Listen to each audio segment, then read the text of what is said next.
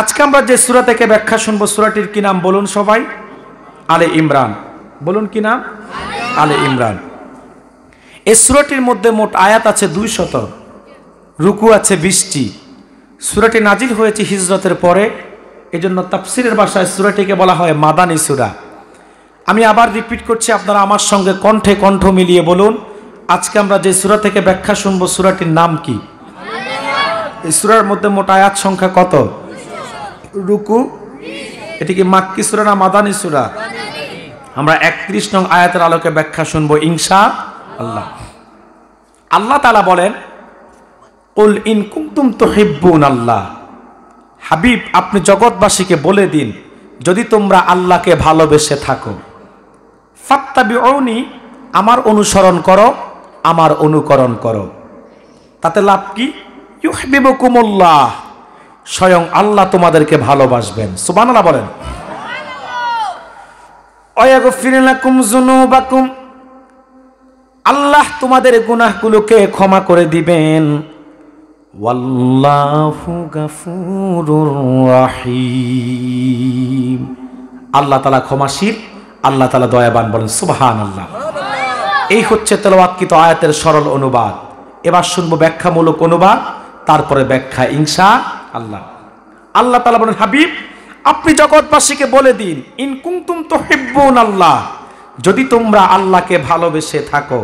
আমরা আল্লাহকে ভালোবাসি কি বাসি না? সবকিছুর চাইতে কি বেশি। কারণ আপনি যদি আল্লাহ এবং রাসূলকে সবকিছুর চাইতে বেশি ভালোবাসতে না পারেন, আপনি পরিপূর্ণ মুমিন হতে পারবেন। কথাটা কি আমার না আল্লাহ রাসূলের?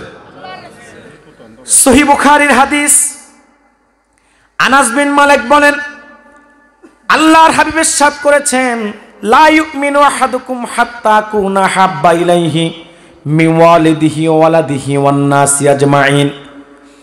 তোমাদের মধ্যে কেউ ততক্ষণ পর্যন্ত পরিপূর্ণ মুমিন হতে পারবে না যতক্ষণ পর্যন্ত তার ব্যবসা বাণিজ্য, চাকরি বাকরি, পিতামাতা, সন্তান স্বয়ং তার জীবনের চাইতেও আল্লাহ এবং রাসূলকে বেশি ভালো না বাসবে।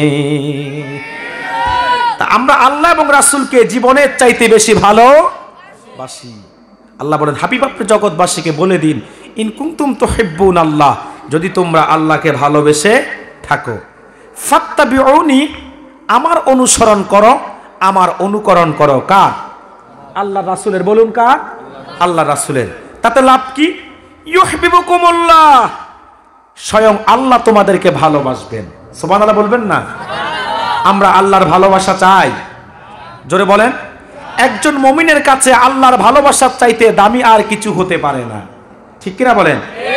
ফকিহুল আহনাফ মোল্লা আলী কারি রহমতুল্লাহ আলাই মিশকাতের সরা মিরকাতের মধ্যে লেখেন, আল্লাহ তাআলা যখন তার কোনো বান্দাকে ভালোবাসেন, আল্লাহ তার ওই বান্দার পক্ষে দুটি কাজ করেন। কয়টি কাজ? দুটি কাজ। এক, আল্লাহ তাআলা তার ওই বান্দাকে বিনা দরখাস্তে তার হাবিবের উম্মত বানায়া দেন, এবং আল্লাহ তার ওই বান্দার জীবনের সব গুনাহগুলো ধুয়ে মুছে সাফ করে দেন। সুবহানাল্লাহ বলেন। আমরা রাসূলের উম্মত হয়েছি কি দরখাস্ত করে না বিনা দরখাস্তে? অথচ অবাক হয়ে যাবেন, পূর্বকার জামানার নবীরা পর্যন্ত অনেকেই আল্লাহর কাছে রাসূলের উম্মত হওয়ার জন্য দরখাস্ত করেছেন। সুবহানাল্লাহ বলবেন না? বুখারী শরীফের প্রসিদ্ধ রাবী মুকাতিল বিন সুলাইমান থেকে হাদিস এসেছে। হাদিসটি ইমাম নববী দালাইলুন নবুওয়াতে সংকলন করেছেন। মুকাতিল বিন সুলাইমান বলেন, বনি ইসরায়েলের সবচেয়ে বড় পয়গম্বর মুসা কালিমুল্লাহ তাওরাত কিতাবের মধ্যে যখন উম্মতে মুহাম্মাদের সম্মান খুঁজে পেলেন, হযরতে মুসা উম্মতগুলা নিজের জন্য চাইলেন। আল্লাহ তাআলা হযরত মুসার দরখাস্তকে নাকচ করে দিলেন, বললেন, মুসা রে, তাওরাতের মধ্যে যে উম্মতের পরিচয় পেয়েছ, এটা আর কেউ নয়, আমার হাবিবের উম্মত, উম্মতে মুহাম্মাদী। এইরকম একবার নয়, দুইবার নয়, হযরতে মুসা একবার উম্মতে মুহাম্মাদের শান-ও-মান খুঁজে পেলেন, আটবারই উম্মতগুলা চাইলেন, আটবারই আল্লাহ তাআলা হযরত মুসার দরখাস্তকে নাকচ করে দিলেন। নবমবার হযরত মুসা আর উম্মত চায় না, আল্লাহর কাছে বলে, মালিক, হাত্তা তামান্না ই মুসা আইয়াকুনা মিন উম্মতি মুহাম্মাদি। মালিক উম্মত চাই না, উম্মত চাই না, আমি মুসাকে তুমি তোমার হাবিবের উম্মত বানায়া দাও। আল্লাহ বলে মুসা বড্ড দেরি হয়ে গেছে, এখন আর সুযোগ নাই। সুবহানাল্লাহ বলবেন না? এই ঘটনাটা হযরত ঈসা জানতেন, এজন্য হযরত ঈসা কখনো আল্লাহর কাছে উম্মত চায় নাই, সবসময় দোয়া করেছে আল্লাহুম্মা জাআলনি মিন উম্মতি মুহাম্মাদি, আল্লাহ তুমি আমি ঈসাকে মুহাম্মদ সাল্লাল্লাহু আলাইহি সাল্লামের উম্মত বানায়া দাও। সুবহানাল্লাহ বলবেন না? হযরত ঈসা বর্তমানে আছেন কোথায়? আকাশে। কোথায়? চোট আসমানে। খ্রিস্টান ইহুদিরা যখন হযরত ঈসাকে হত্যা করতে এসেছে, আল্লাহ তাআলা ঈসার জায়গায় একজন মিসা ঈসার মতো বানাইয়া হযরত ঈসাকে আল্লাহ চোট আসমানে উঠাইয়া নিছেন। ইহুদিরা যাকে মারছে ওটা ঈসা না, ওটা মিসা। শরহু ফিকহিল আকবরের মধ্যে ইমাম আবু হানিফা রাহমাতুল্লাহ আলাইহি লিখেন, কিয়ামতের আগে দাজ্জালকে কতল করার জন্য, ইমাম মাহদীকে সাহায্য করার জন্য আল্লাহ হযরত ঈসাকে দামেস্কের জামে মসজিদের পূর্ব কোণার মিনারায় নামায়া দিবেন। তবে পরিচয় থাকবে নবী না, উম্মতে মুহাম্মাদি। সুবহানাল্লাহ বলেন। মনে রাখবেন মুসলমান, নৈরাশ হওয়ার কিচ্ছু নাই। জালেমদের জুলুমের পরিমাণ যতই বাড়ুক না কেন, তার অবসানও একদিন ঘটবে। ঠিক কিনা বলেন? সর্বশেষ চূড়ান্ত পরাজিত হবে জালেমরা যখন ইমাম মাহদী এবং হযরত ঈসা আসবেন। ঠিক কিনা বলেন? আজকে সারা পৃথিবীতে কাফের মুশরিক বেঈমান ইসলামের দুশ্মন যারা, জালেম যারা আছে, তারা দেখবেন মুসলমানদের উপর নির্যাতন করছে, নিপীড়ন করছে, ইসলামপন্থীদেরকে বিভিন্নভাবে নির্যাতন নিপীড়ন করছে। ঠিক কিনা বলেন? সারা পৃথিবীর চিত্র এক, কি সিরিয়া, কি ফিলিস্তিন, কি কাশ্মীর, কি আসাম, কি ত্রিপুরা, কি বার্মা, যেখানে হিন্দুদের প্রভাব বেশি সেখানে হিন্দুরা মুসলমানদের উপর নির্যাতন করছে, যেখানে বৌদ্ধদের প্রভাব বেশি সেখানে বৌদ্ধরা মুসলমানদের উপর নির্যাতন করছে, যেখানে ইহুদিদের প্রভাব বেশি সেখানে ইহুদিরা মুসলমানদের উপর নির্যাতন করছে, যেখানে খ্রিস্টানদের প্রভাব বেশি সেখানে খ্রিস্টানরা মুসলমানদের উপর নির্যাতন করছে। তবে মনে রেখো,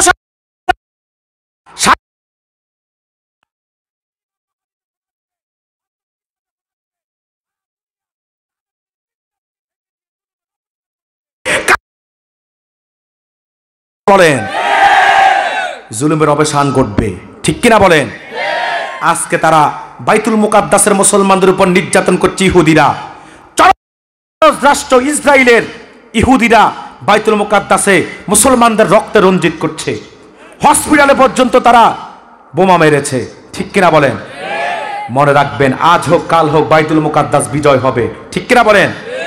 আমাদের একটাই সমস্যা, একটাই অভাব, সেটা হচ্ছে মুসলিম বিশ্বের মুসলমানরা ঐক্যবদ্ধ নয়। আমাদের নেতারা মাথা বিক্রি করছে বেঈমানদের কাছে, কেউ ইহুদিদের কাছে, কেউ খ্রিস্টানদের কাছে। ঠিক কিনা বলেন? মুসলিম বিশ্বের নেতারা বেঈমানদের কাছে মাথা বিক্রি করে রেখেছে। তবে মনে রাখবেন, নেতারা মাথা বিক্রি করলো, কর্মীরা মাথা বিক্রি করে নাই।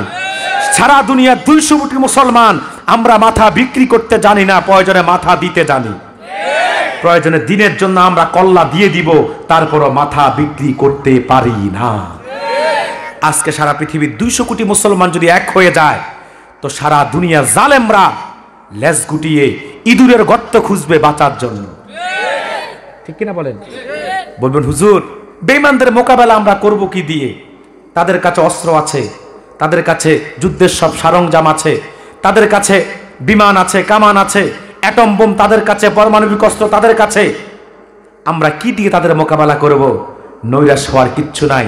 সবচেয়ে বড় অস্ত্র তো মুমিনের কাছে, যার নাম ঈমান।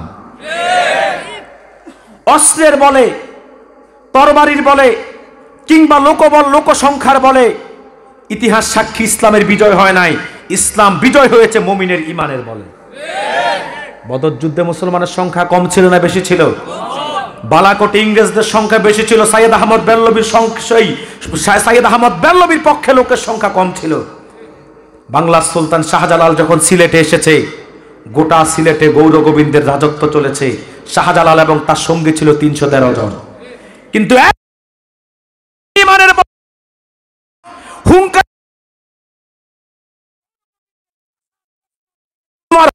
কিনা বলেন? বেঈমানদের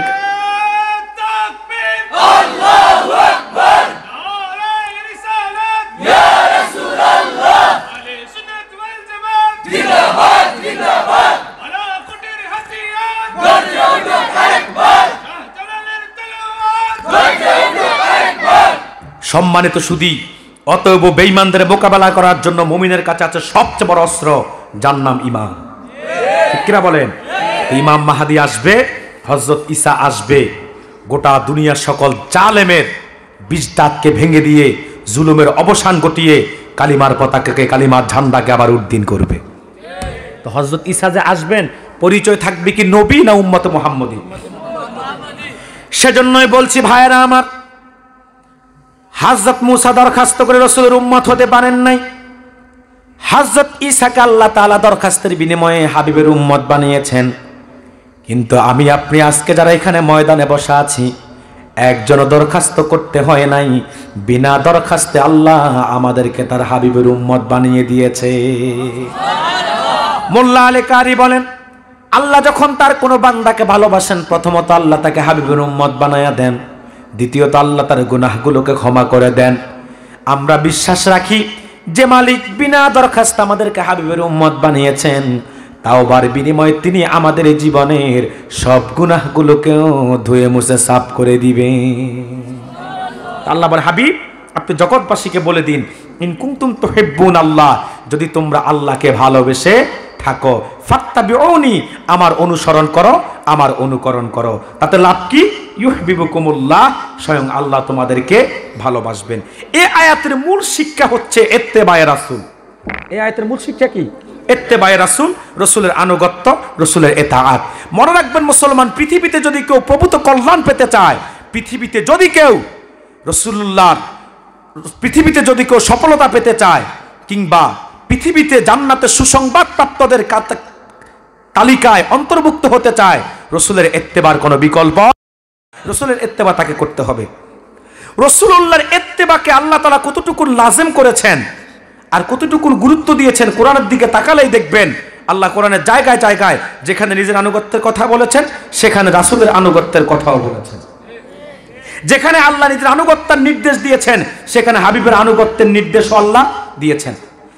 যেমন কোরআনুল কারীমের সূরা আনফালের মধ্যে আল্লাহ তাআলা বলেন, ফাত্তাকুল্লাহা ওয়া আসলিহু যাতা বাইনিকুম ওয়া আতিউল্লাহা ওয়া রাসূলাহু ইন কুনতুম মুমিনিন। সুবহানাল্লাহ বলবেন না? আল্লাহ তাআলা বলেন, ফাত্তাকুল্লাহ, তোমরা আল্লাহকে ভয় করো, ও আসলিহু যাতা বাইনিকুম, তোমাদের পরস্পর সম্পর্ককে সুদৃঢ় করো, মজবুত করো। ও আতিউল্লাহ ওয়া রাসূলাহু, আল্লাহ এবং রাসূলের আনুগত্য করো। ইন কুনতুম মুমিনিন, যদি তোমরা মুমিন হয়ে থাকো। আল্লাহ এখানে কার আনুগত্যের কথা বলেছেন? আল্লাহর সাথে তার হাবিবের। সুবহানাল্লাহ বলবেন না? একই কথা আল্লাহ কোরআনুল কারীমের অন্যত্র বলেছেন।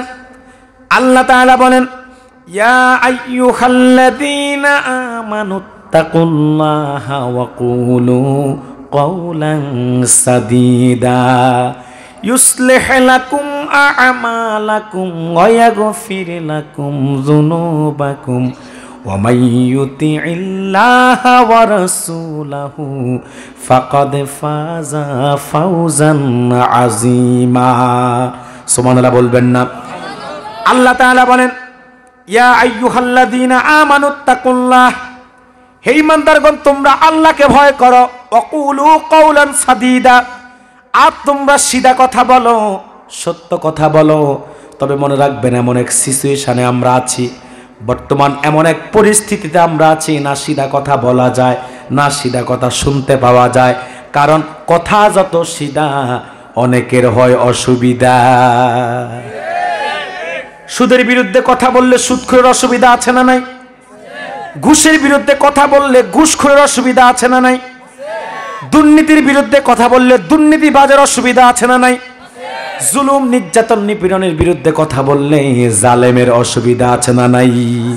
তবে আলেমে তাকি যারা আল্লাহকে ভয় করে, তারা সদা সত্য কথা বলবেই।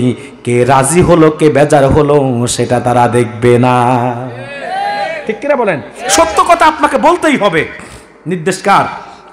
কিন্তু সত্য কথা বর্তমানে বলার মতো পরিস্থিতি আছে?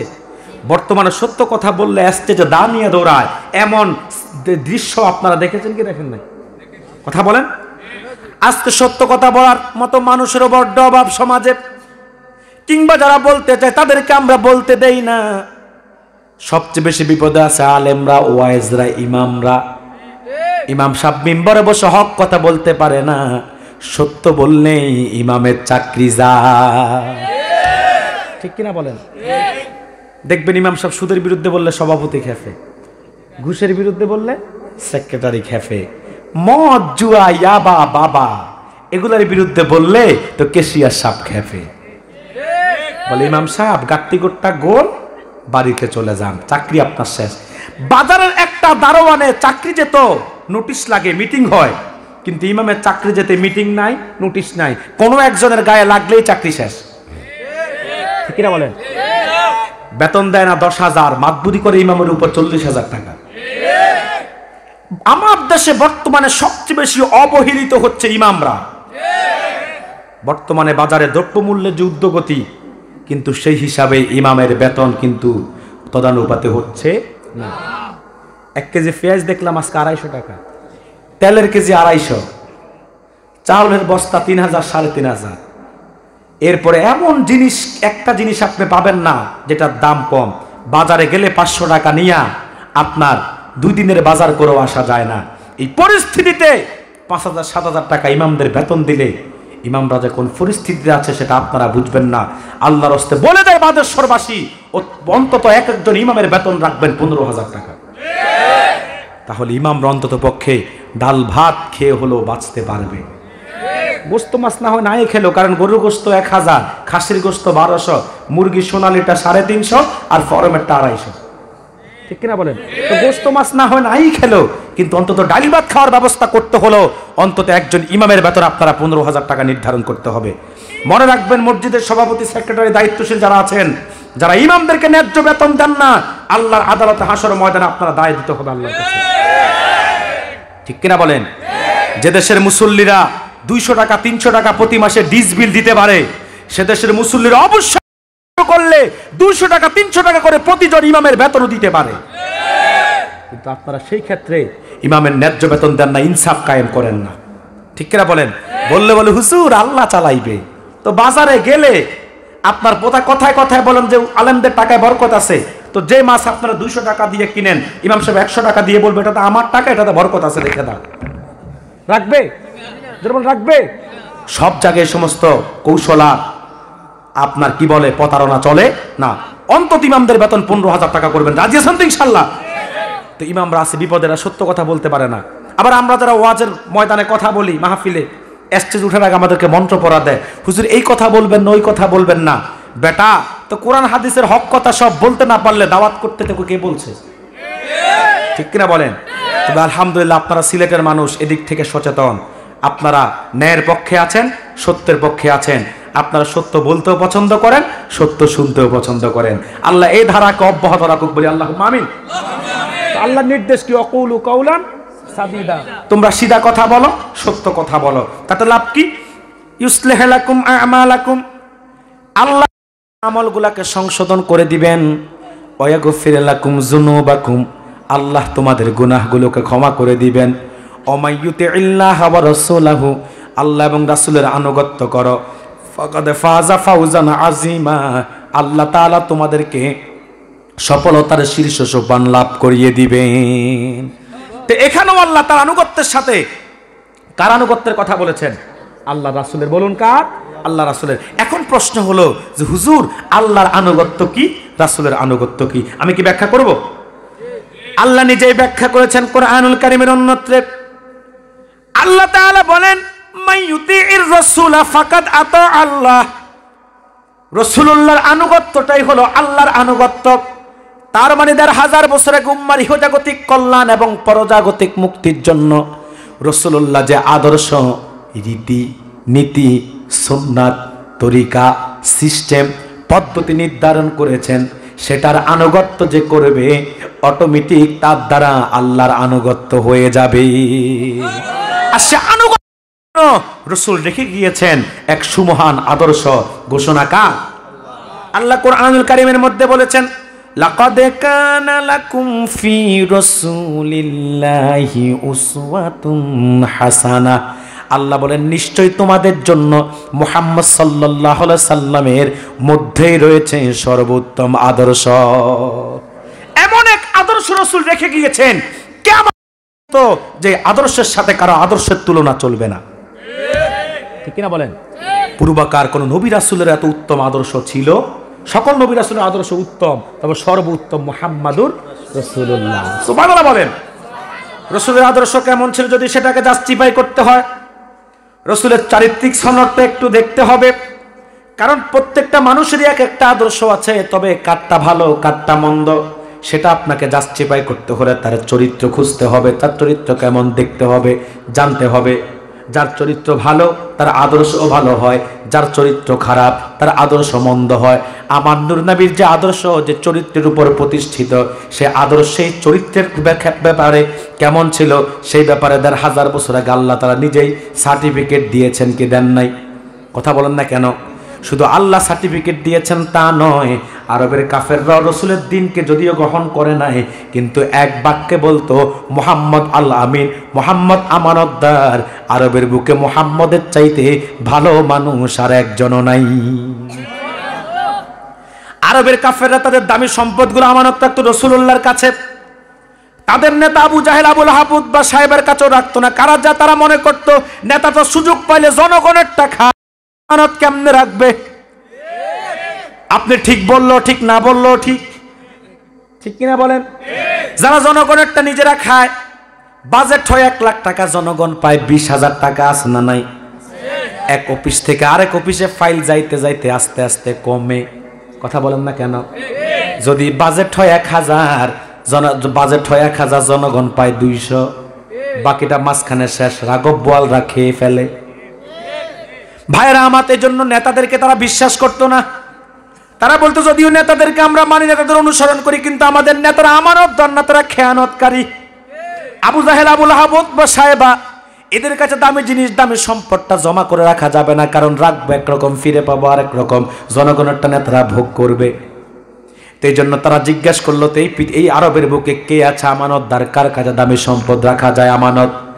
এক বাক্যে সবাই বলল, আরবের বুকে আমানতদার একজন আছে, সে হচ্ছে আব্দুল্লাহর বেটা মুহাম্মদ, মুহাম্মদ ইবনে আব্দুল্লাহ। যেমন রাখবা তেমন পাবা, এক ছুলো নড়চড় হবে। এত দামি চরিত্রের অধিকারী ছিল মুহাম্মদ, যার চরিত্রের প্রতি মুগ্ধ হয়ে খাদিজাতুল কুবরা তাহেরার মতো সম্মানিতশালী নারী, প্রভাবশালী নারী, ধনী নারী যে কিনা সে তার সব কিছু মুহাম্মাদের কদমে সঁপিয়ে দিয়েছেন, জীবন যৌবন সবকিছু মুহাম্মাদের কদমে কোরবান করে দিয়েছেন, একমাত্র রাসূলুল্লাহর চরিত্রের প্রতি মুগ্ধ হয়ে খাদিজাতুল কুবরা তাহেরা। এত দামি চরিত্র ছিল মুহাম্মাদের, যার সার্টিফিকেট স্বয়ং আল্লাহ দিয়েছেন কোরআনুল কারীমের মধ্যে। কোরআন সাক্ষী, আল্লাহ তার হাবিবের চারিত্রিক সনদ দিতে গিয়ে বলেন, ওয়া ইন্নাকা লাআলা খুলুকিন আযীম। আল্লাহ বলেন রাসূলুল্লাহ উত্তম চরিত্রের অধিকারী, সুমহান চরিত্রের অধিকারী। আল্লাহ রাসূলের চারিত্রিক সনদ দিতে গিয়ে শব্দ উল্লেখ করেছেন আযীম। কি উল্লেখ করছেন? আযীম। বোঝেন আপনারা? কথা বলে না। বোঝেন? আমি কি বুঝাবো? আপনাদের মনে কষ্ট হচ্ছে? আমি কি বুঝাবো? হ্যাঁ, আযীম কি? সুবহানাল্লাহ। আরবিতে যেটা বড় সেটাকে বলা হয় কাবীর। কি বলা হয়? কাবীর। যেটা অনেক বড় সেটাকে বলা হয় আকবার। কি বলা হয়? আকবার। কিন্তু যে বড় শুরু আছে শেষ নাই, লিখার মতো কোনো কলম নাই, বলার মতো কোনো কণ্ঠ নাই, চিন্তা করার মতো কোনো মস্তিষ্ক নাই, সেটাকে বলা হয় আযীম।